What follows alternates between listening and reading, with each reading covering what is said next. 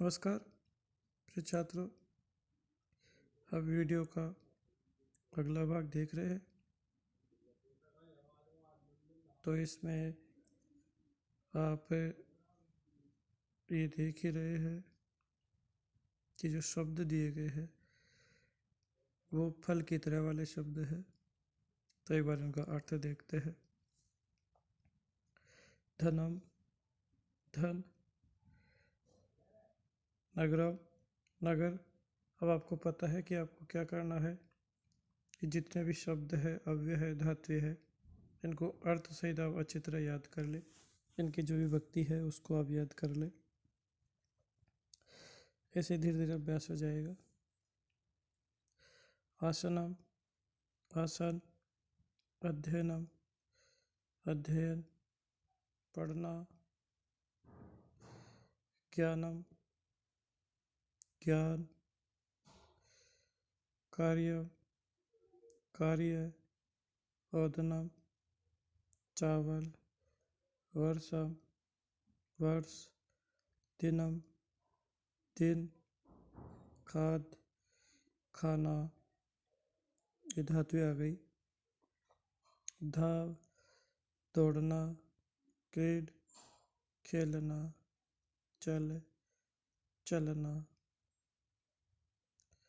अधि, उपसर्ग पूर्वक सींग, सोना, अधिपूर्वक स्था, बैठना। उभयतः, दोनों ओर, सर्वतः, चारों ओर। धिक्, धिक्कार, ऊपरी, ऊपर। अधः, नीचे, अधि, अंदर, अंतरा, बीच में, अंतरेण, बिना, बिना, बिना। तो ये शब्द किस प्रकार चलेंगे? तो धन से लेकर के दिन तक ग्रहवत अर्थात फल की तरह चलेंगे। तो इससे अब आप इन प्रत्येक शब्द को फल की तरह बनाइए। जैसे फल शब्द था फलम, फले, फलानि, फलम, फले, फलानि। प्रथमा और द्वितीय विभक्ति यहाँ तक है, अर्थात नपुंसक लिंग की प्रथमा और द्वितीय दोनों विभक्तियां समान ही आती है। तो धना, धने, धनानि, धनम, धने, धनानि। इसी प्रकार नगरम, नगरे, नगराणि, नगरम, नगरे, नगराणि। आसनम, आसने, आसनानि, आसनम, आसने, आसनानि। इस प्रकार आप अभ्यास कीजिए। धातु सीधी है, वही है, भवती की तरह चल जाएगी, पट की तरह चल जाएगी। खादती, खादतः, खादन्ति, धावती, धावतः, धावन्ति, क्रीडति, क्रीडतः, क्रीडन्ति, चलति, चलति, चलतः, चलन्ति। अधिपूर्वक सेंग धातु ये थोड़ी विशेष है, अलग चलेगी। अधिशयते, अधिशयाते, अधिशयते। अधिपूर्वक स्था तिष्ठ होके चलेगी। अधितिष्ठति, अधितिष्ठता, अधितिष्ठन्ति। उभयतः अव्यय है, इनके रूप नहीं चलते हैं। सर्वतः, चारों ओर। धिक्, धिक्कार, ऊपरी, अधः, नीचे, अधि, अंदर, अंतरा, बीच में, अंतरेण, बिना, बिना, बिना। इस प्रकार इनको आप देखिए। आगे बढ़ते हैं। इनके पूरे रूप स्मरण करो, आप पूरे याद कर लो। थोड़ा टाइम दो, कोशिश करो। यदि अब ये 2-3 साल आपकी है मुख्य, ये 2-3 वर्ष ऐसे है, इन वर्षों में यदि आप अपना पूरा समय पढ़ाई में देते हैं, मौज मस्ती छोड़ते हैं, तो पूरी ज़िंदगी आप मौज मस्ती करोगे।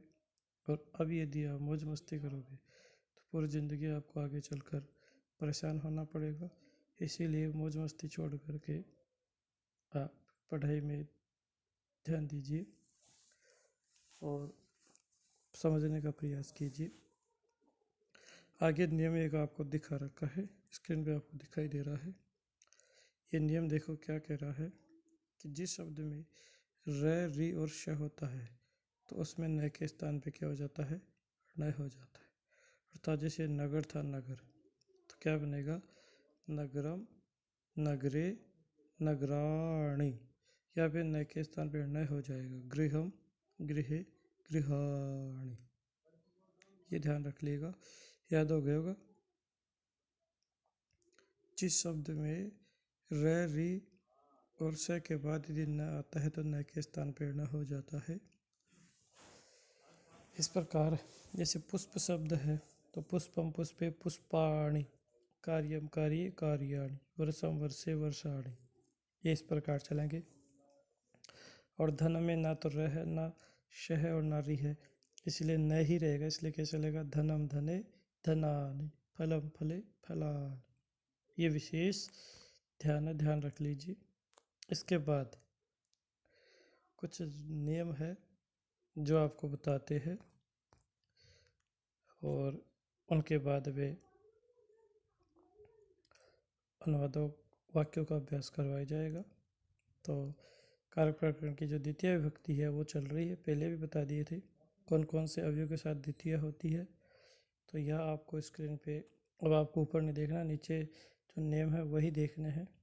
तो आइए देखिए कि उभयता है, अर्थों पर आपको बताया था क्या होता है, देखिए बताओ, दोनों ओर, सर्वतः है, चारों ओर, धिक, धिक्कार, ऊपरी ऊपरी, ऊपर ऊपर या सबसे ऊपर, अधो अधः, नीचे नीचे या सबसे नीचे, और अध्यधि, अंदर अंदर या सबके अंदर। इनके साथ में कौन से विभक्ति का प्रयोग होता है, द्वितीय विभक्ति का प्रयोग होता है।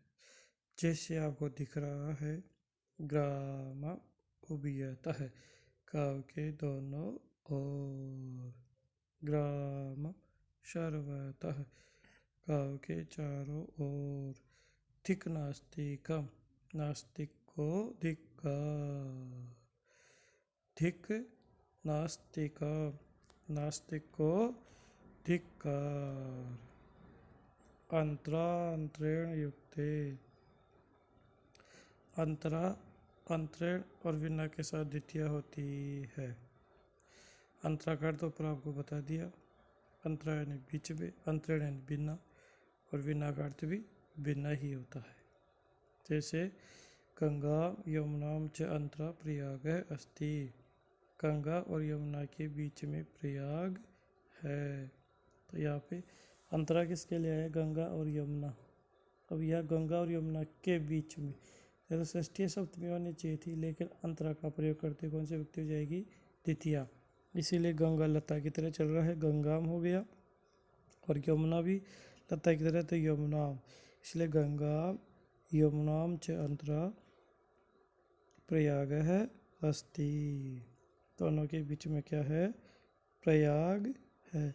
इनके वाक्य और विस्तृत अगले वीडियो में बताया जाएगा। पहले आप इन नियमों को याद करो और इनको समझने का प्रयास करो। ज्ञानम अंतरेण न सुखम, अब किसका प्रयोग किया गया, अंतरेण, अंतरेण का प्रयोग किया गया बिना अर्थ में। तो ज्ञान के बिना सुख नहीं है, ज्ञानम अंतरेण न सुखम, ज्ञान के बिना सुख नहीं है। श्रमम विना न धनम, श्रम के बिना धन नहीं है। इस प्रकार इनके प्रयोग में द्वितीय विभक्ति का प्रयोग हुआ है। अब है अधिशेंगस्था सामकरम, अधि उपसर्ग पूर्वक सेंग धातु, स्था धातु, आस धातु, इनका यदि प्रयोग होता है तो द्वितीय होती है। जैसे आसनम अधिशेते, आसन पर सोता है, आसन पर सोता है तो यह सप्तमी होनी चाहिए थी, उसके स्थान पर कौन सी विभक्ति हुई है, द्वितीय विभक्ति हुई है। या आसन पर बैठता है, अधितिष्ठति का प्रयोग हो गया। अब यदि यहाँ पे केवल सेते या केवल तिष्ठति का प्रयोग करते हैं तो सप्तमी विभक्ति ही होगी। इसका ये नियम, ये शर्त है कि इन धातुओं के साथ में ये उपसर्ग होने जरूरी है। कौन सा उपसर्ग, अधि उपसर्ग, अधि के बाद सिंह धातु आई, स्था धातु आई, आस धातु आई तो ही द्वितीय होगी, अन्यथा नहीं होगी। इससे आगे देखेंगे कालाध्वन और अत्यंत से होगी कालवाची और मार्गवाची। काल यानी समय और मार्ग यानी स्थान। इन शब्दों के साथ भी द्वितीय होती है, जैसे 10 दिनानि 10 दिन तक लिखता है। पंचवर्षाणि 5 वर्ष तक पढ़ता है। क्रोशम गच्छति कोस भर चलता है। क्रोशम कुटला नदी कोस भर नदी टेढ़ी है। तो इस प्रकार ये तृतीय व्यक्ति के कुछ एक महत्वपूर्ण नियम आपको बताए हैं और इन नियमों का अभ्यास भी आपको करवाया है। अब इन्हीं नियमों को लेकर के अगले वीडियो में वाक्यों के साथ पुनः मिलते हैं। थैंक यू, धन्यवादः, पुनः मिलामः।